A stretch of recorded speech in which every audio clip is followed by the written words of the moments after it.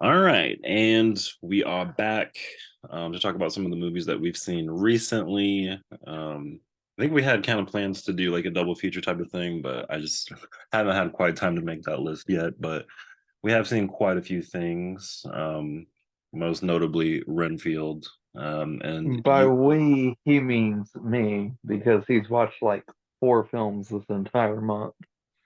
yeah, I've been busy, but they've been good. Well, they've been notable films nonetheless. So yeah, I mean, when it comes to Renfield, go ahead and start on why you somehow gave that a 4 stars, because we both know that you wouldn't have given it 4 stars if you wouldn't have talked shit before watching the movie, but now you feel obligated to give it a high score just because you were talking shit. But you know No, damn well. I would happily give it a low score if it deserved it, but my God, Renfield was so good.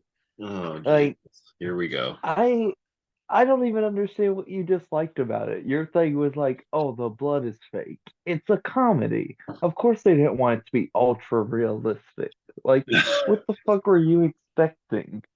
Not CGI, terrible looking blood. Like it wasn't even good looking CGI blood. Like that's the other Dude, thing. Marvel has burnt out the entire fucking post effects industry. They probably only had like one guy to do the What CGI are for this movie. so are you standing by that right now?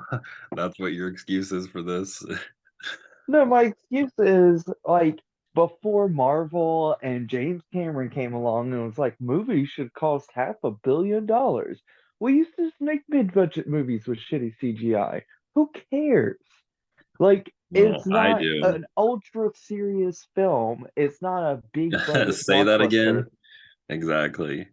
It's Yeah, it it's a is comedy. It's a goofball, ultra violent comedy with dick jokes and yep. Nick Cage. Oh my God, I love Nick Cage. Like, If Nick Cage wasn't in the movie, it would have been a half a star for me. um, 'Cause Nick yeah, Cage, he definitely punches this whole film up. Like, there was without absolutely zero romantic chemistry between Aquafina and Nicholas Holt. Zero. yeah, That whole subplot didn't Aquafina. even come to flourish. Like it was dumb. Every subplot, nothing that like what was the point of the bugs? Him eating bugs. They Look, established that there was no point for that, which you love to pick and choose when rules are supposed to matter in movies, but they literally established rules in this movie. And then it completely ignored them or didn't follow through with them or explain them in any wait, way. And then you're what are like, you talking okay, about? What rules did they explain? Like, what are you even talking about the specifically? him eating bugs. Why? Yeah, Why did that work? What did that have to do and with anything that was a because part of the it's based story? on the book Dracula. Like, I don't know why these were the rules that they invented, but that's the rules, that's the lore, that's what they went with. You're so flippy floppy on when it matters and when Okay, it doesn't. well, why do vampires burst into flames in the sunlight? Like, what is the reason for that? They live in darkness, ultraviolet, like burns their skin. That makes more sense than him eating bugs. They literally were just like, why is that? Like they made a joke. It was because they had no reason for him to eat bugs. Because It would have made he more just takes sense in if the life force of the bugs and it gives him a fraction of Dracula's power. That's the rule that they establish, and that's the rule that they follow. no, it's stupid. It had nothing to do with anything. It was just random and stupid. And then Dracula's blood somehow now heals him. It would have made more sense if they were like, he's now like turning into a vampire over time because the Again, vampire's blood has been healing him this whole time to make him immortal. That would have made slightly more sense. But I get what you're saying. It's a comedy, so nothing needs to make sense. And it doesn't have to be good because it's a comedy. well, not just that, vampires are fictional characters. Who cares what the lore is? They establish the lore and then they follow their own rules. You just said, oh, they break their own rules. No, they don't. What you meant to say was the rules are dumb, but you can't even articulate that shit. And They you're are gonna dumb. critique someone else's writing?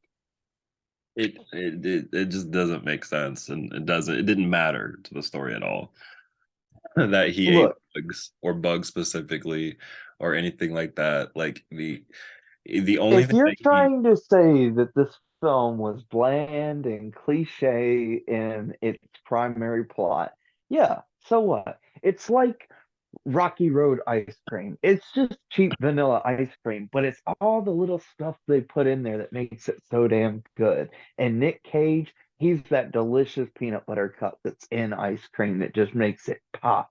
Like, oh my God. I absolutely loved him. Easily my second favorite Dracula of all time. ugh, definitely not that, but you, Although I loved his absurdly fake teeth that he just had to act through the whole time. Like they had nothing holding his teeth in his mouth, and he just has to act through it the whole time. yep, Incredible choice. I loved it. no. I absolutely love. Dude, the scene in the apartment, I could not stop laughing. When Nick Cage is listening to a story, he knows is bullshit, and he's just like, yep, yep, yep. Oh, you were on your way to see me. You were on your way. Like, oh my God. I loved that whole scene. It was incredible. Every time Nick Cage is on the screen, it is incredible. And Aquafina is funny. She can't act, but she's funny. And it's a Jesus. comedy. It made me laugh. I would recommend this to anyone other than you who like you're just taking out your personal frustrations with life on this movie. Not really fair, Merrick. Not really, No, it wasn't. objective. It wasn't that funny. It definitely wasn't scary. And the action was over the top, I guess, but subpar at best. And if Nick Cage again wasn't in this movie, I'll agree he's the best part of the movie and the only reason that I was sticking in it for as long as I did because he was entertaining. But in general, yeah, this movie is all over the place with the plot. It's not solid when it comes to the story at all. The, Yeah, it has a subpar story, but so does shit like the Hitman's Bodyguard, You you have know? this as 4 star. You also have Spider-Man, Sam Raimi's Spider-Man at 4 stars. You also have Pulp Fiction at 4 stars. You also have The Unbearable Weight of Massive Talent at 4 stars. So it just is it's hard for me to believe that you really truly believe that this movie's on par with all like I would have maybe not giving you a hard time if you gave it like a 3.5 or a 3, like but a But four see, whole stars, like that's just too much. And you know it. that's where you're just getting hung up on this. You're comparing it to other stuff, but my star rating isn't really a strict 8 out of 10. That's what I'm giving this film. No, it's more like yeah, I would recommend this film to anybody. I don't care who you are, I'd recommend it to you. No, That's what a this 4 stars is. specifically needs to be a Nicolas Cage fan who likes spoof horror movies. Like that's the audience, no one else. And they struggled to find I the audience because it didn't even really seem like they knew who they were trying to get here. Because it's just like, is it an action movie? Is it a horror movie? Is it a comedy? But then you eventually just come to like, yeah, it's a spoof comedy, like with a little bit of action, and Nick Cage is there. Like Nick Cage just needs to be his own genre at this point with how many movies he has in general, but still, it's just like, yeah, it's just a struggle to find its identity. I'm sorry. I think it's just as good as something like The Hitman's Bodyguard. You were saying the action was subpar, but the action is funny.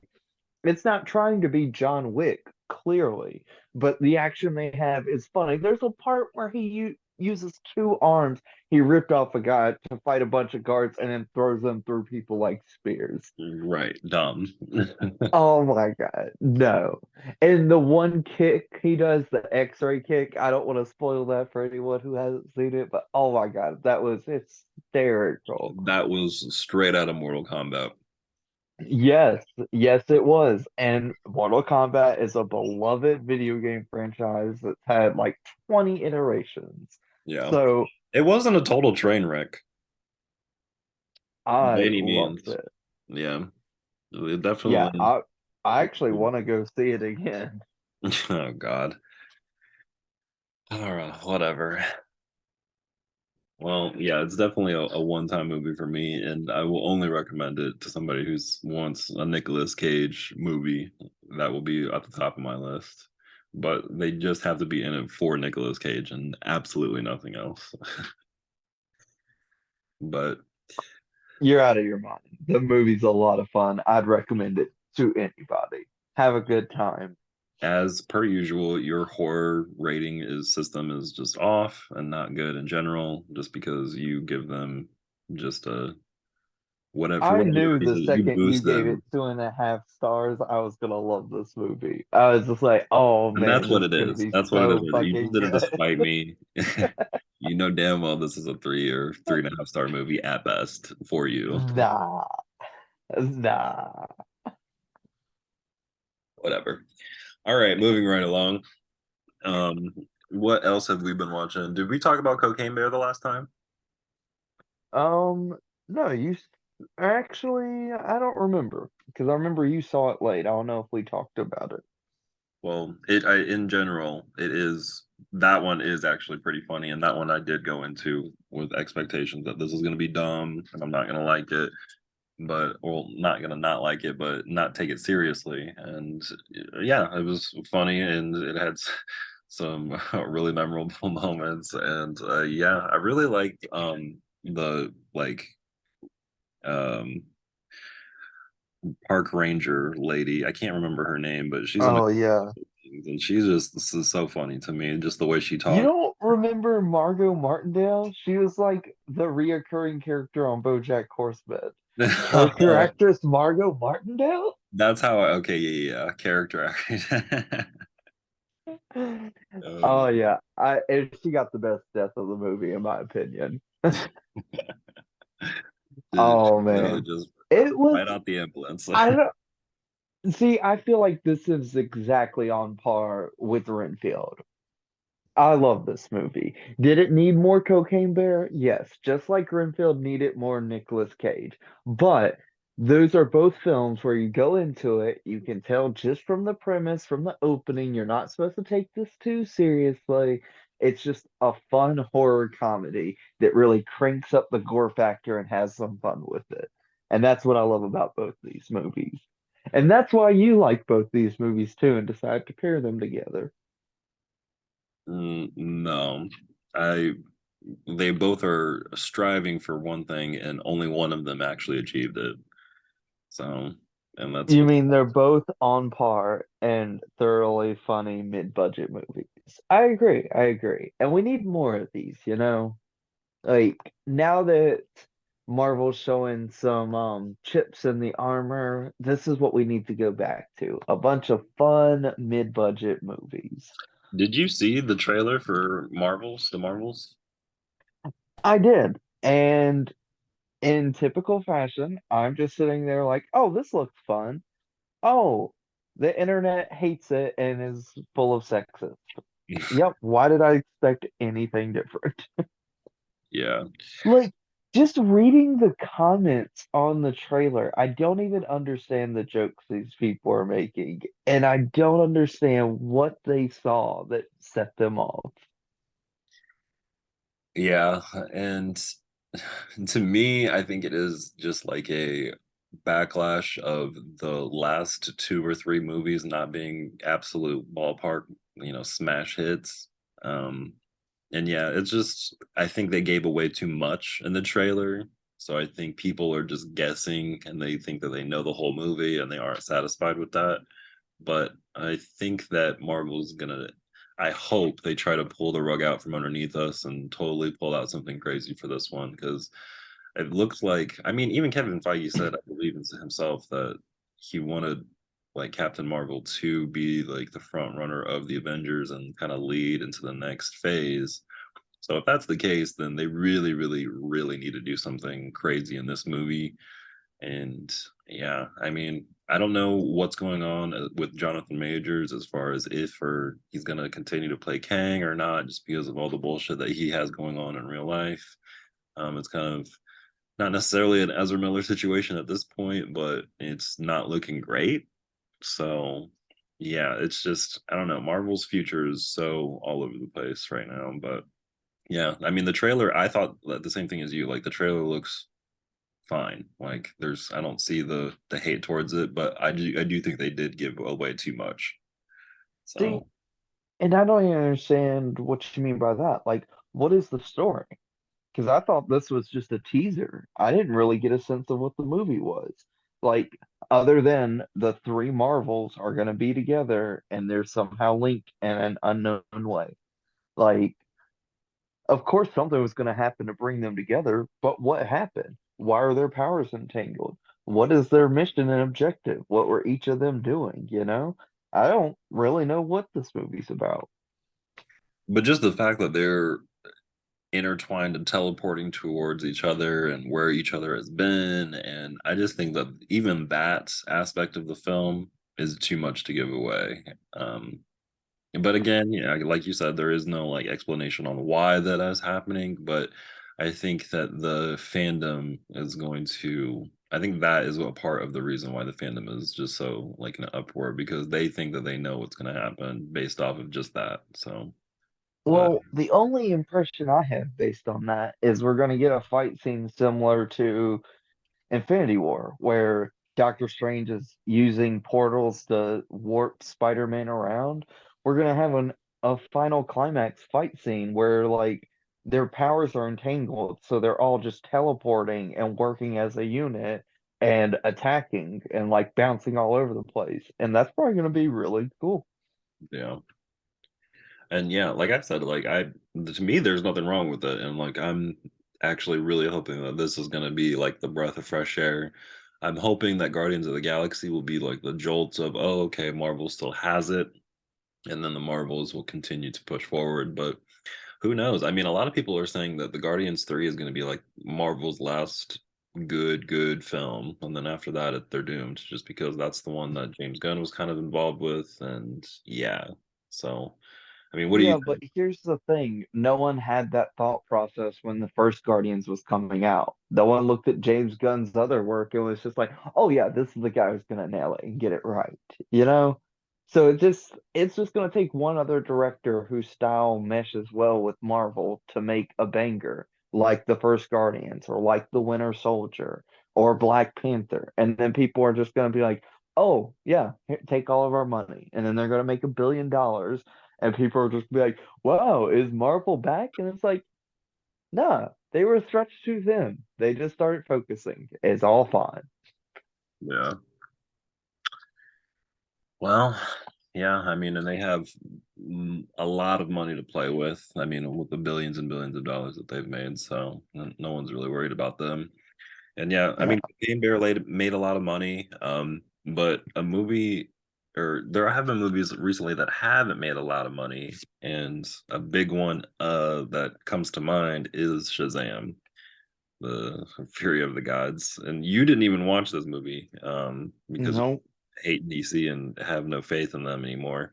But it was decent. You know, the first Shazam is good. This one is a 3.5 star movie to me. And everybody that's seen it on my letterbox has given it 3 stars. But yeah, this movie tanked at the box office, and it's really unfortunate. I think a big part of this also has to do with Black Adam kind of tanking and just again the overall like no faith in DC. But yeah, yeah. Well, you got to think about it. So it's a PG-13 film, right?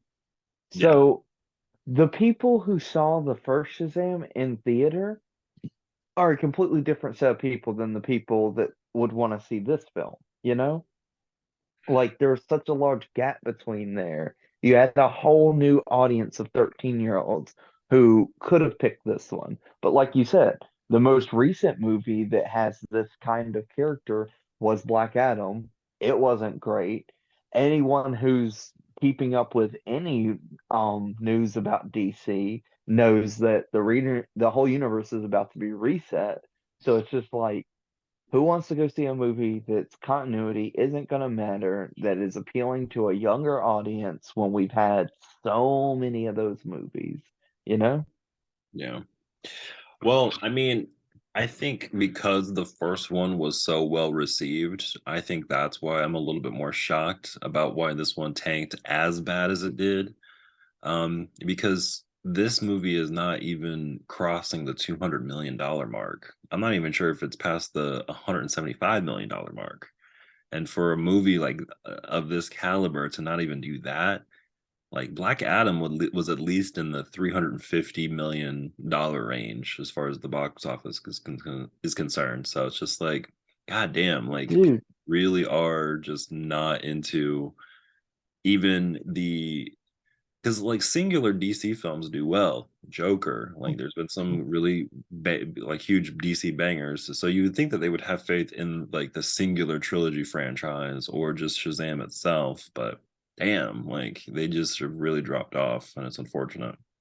the fact that Batman versus Superman and Justice League aren't the highest grossing films of all time is just testament to the fact that they have no idea what to do with these properties. Yeah. Like, they don't trust directors enough to make movies. They pick directors who actively acknowledge they don't really like the source material and want to do something different. And then all the fans of that source material is just like, well, this isn't really what I want.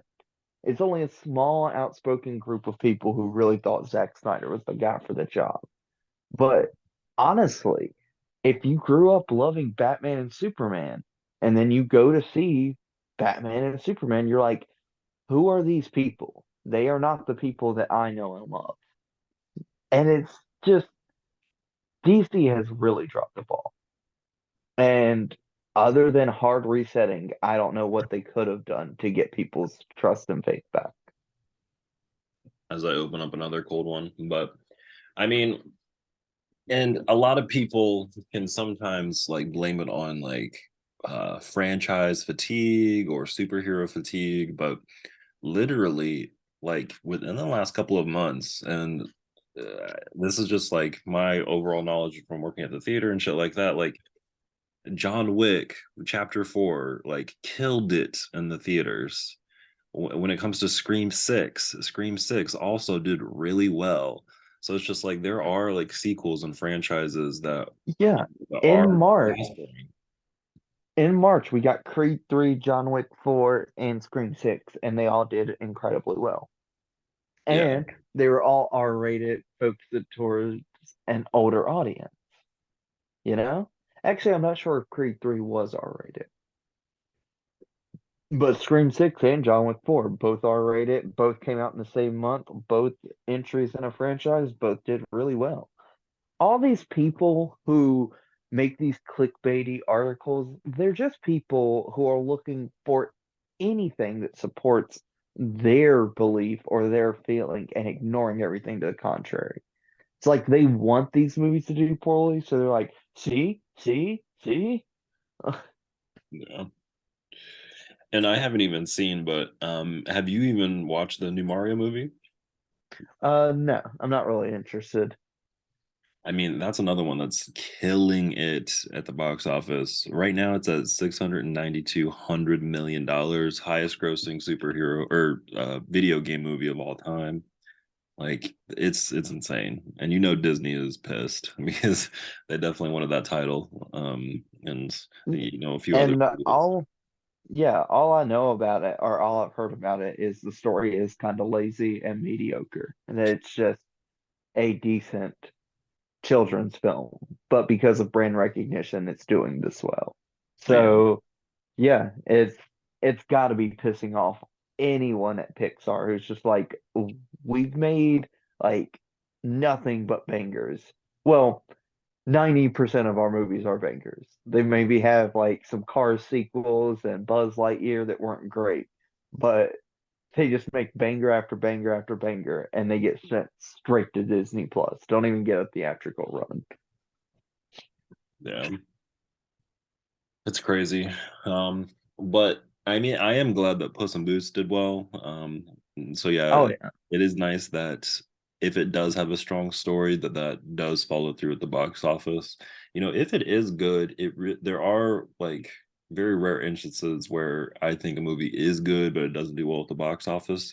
And I think Shazam is probably like again, that movie wasn't, it's a 3.5 star, but still, I think that that's probably the biggest, like, good movie that tanked in a while for me. I feel like it was the Dungeons and Dragons movie. That movie, I was surprised how much I enjoyed that. That was a lot of fun.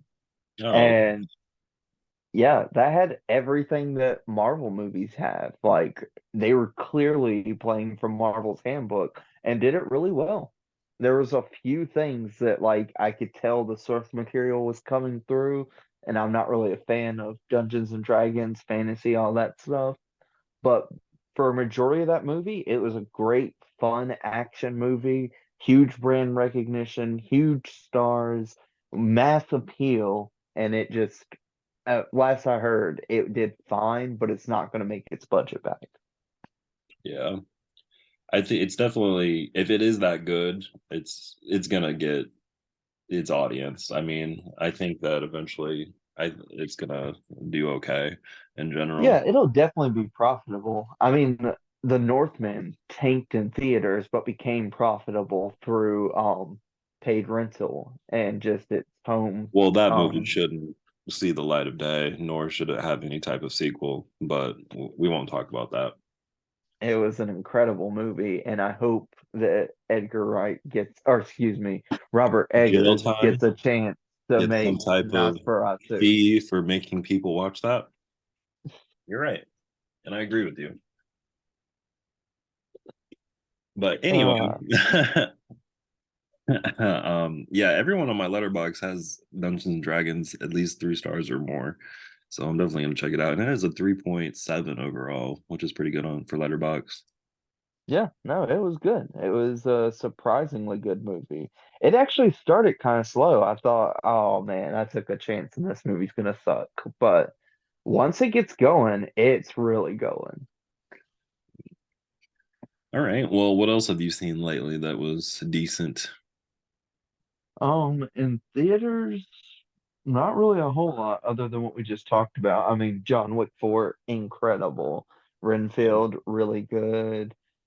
We both love that one, so high recommend, high praise, especially from Merrick. 2.5 stars at Um, best. um, have you seen the trailer for Talk to Me? I have seen the poster. So they're like two well, you explain it. What is it? It's a new horror movie coming out from A24, and it's got this weird hand that's almost like a monkey's paw, but it's shaped like it's trying to shake your hand. So they just light a candle, shake the hand, and then invoke spirits, and the spirits decide to stay. Seems kind of cliche, but it seems really well done. And the fact that A24 is taking a chance on it tells me it's probably going to have a little more to it. So I'm just kind of Hmm, excited for that. gotcha. Okay. Yeah, there hasn't been too many like trailers that have interested me or like made me interested. Like Oh, did you see the trailer for The Blackening? I did. That one is funny. That one I'm definitely gonna watch. Oh yeah. Yeah, that one. Now, see, that one is definitely gonna be a horror comedy, not Renfield. Renfield wasn't even funny. I hear you. It's gonna be a horror comedy on par with Renfield. That's Yeah. a difficult feat, but the movie looks like it could pull it off. It looks good. So anyway, back to John Wick 4. Where would you rank John Wick 4 with the other three? Is it better, worse? Where you have it at? For me, I have it at 1, 4, 3, 2. I think John Wick 4 is the best sequel. So you have the second one as the lowest? Yes, I enjoy the second one. Don't get me wrong. I've watched it several times, but amongst the four, I think it's the weakest. Damn. So you really like the fourth one the second best. Like, didn't it seem a little bit odd that they just like wrapped everything up though? Like, I thought it was gonna go for a couple more chapters. I'm really glad that they ended on a high note. Like doing nothing but getting older. Like he'd be what? Wouldn't he be 60 if part five came out in 2 or 3 years? Like, come on, man. It's impressive that he can keep it up for this long. Yeah. But yeah, He end didn't on a have to high note. die. Spoiler alert. But yeah, he didn't have to die.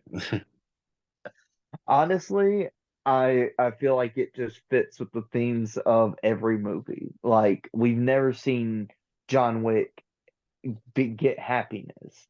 You know, his happiness has come and gone by the time the first movie starts. So the fact that he was able to gain his freedom and die just a free man while also helping his friend Kane, I think it's as good a way as any to go. Mm, How kind of do you no. want John how do you want John Wick to die? In a nursing home? Really? No, I want him to be trying to save his prodigy in some type of situation, and he sacrifices himself to, continue on the next person that he's been training, or he passes on the mantle in some way to someone else so they can not necessarily Not make another John only Wick does movie, that but sound continue. cliche and terrible, that is literally the plot of an episode of It's Always Sunny in Philadelphia. They make a movie that cliche and boring and then mock how ridiculous that is, or that anyone wants it. In what real life movie do they do that in? What are you talking about? They're literally tried to do that in the last Indiana Jones, and it looks like they're gonna try and do it in this one. That's two in one franchise. No one gives a shit about Indiana Jones. Who watches that? Oh, yeah, yeah. Sorry, I didn't mean to name such a niche audience kind of film, you know?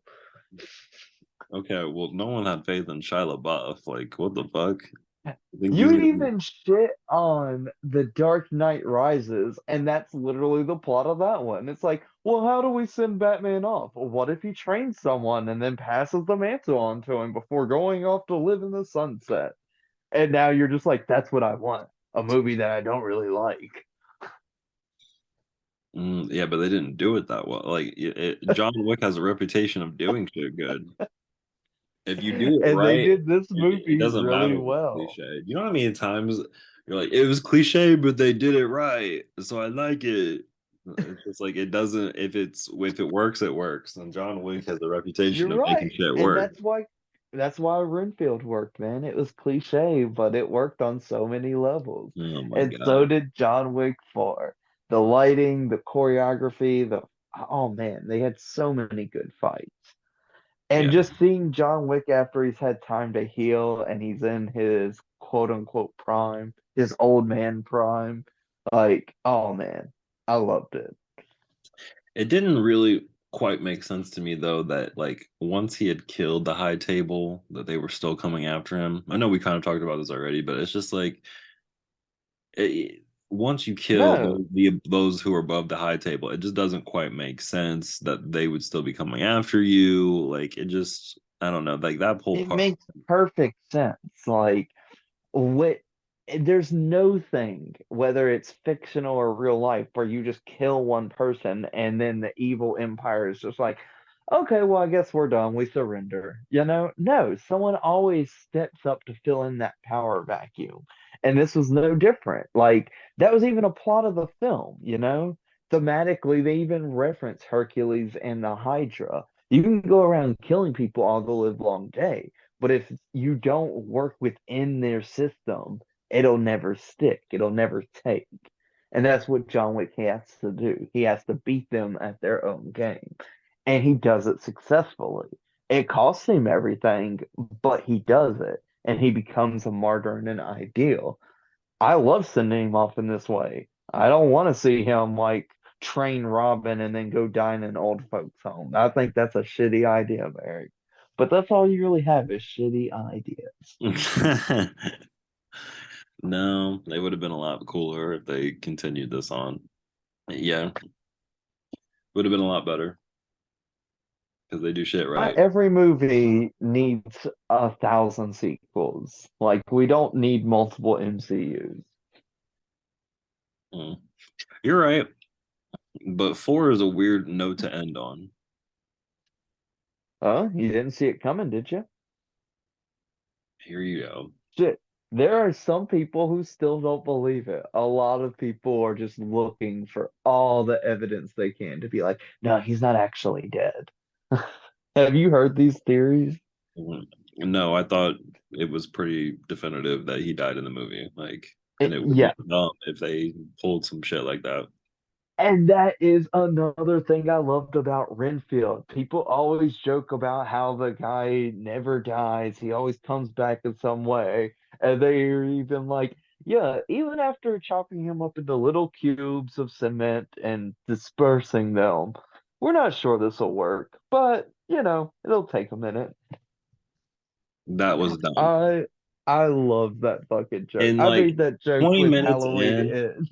20 minutes in, you're like, okay, so they're gonna use cocaine as the circle. Like like you can guess the plot from like the first 20 minutes, and it's just like, yep, that's exactly what they did. Cocaine as the fucking circle that stops him. Why does the circle stop him? They don't explain it. It doesn't matter. No one cares. It's just like the spider They bug. do explain it. You just don't like their explanation.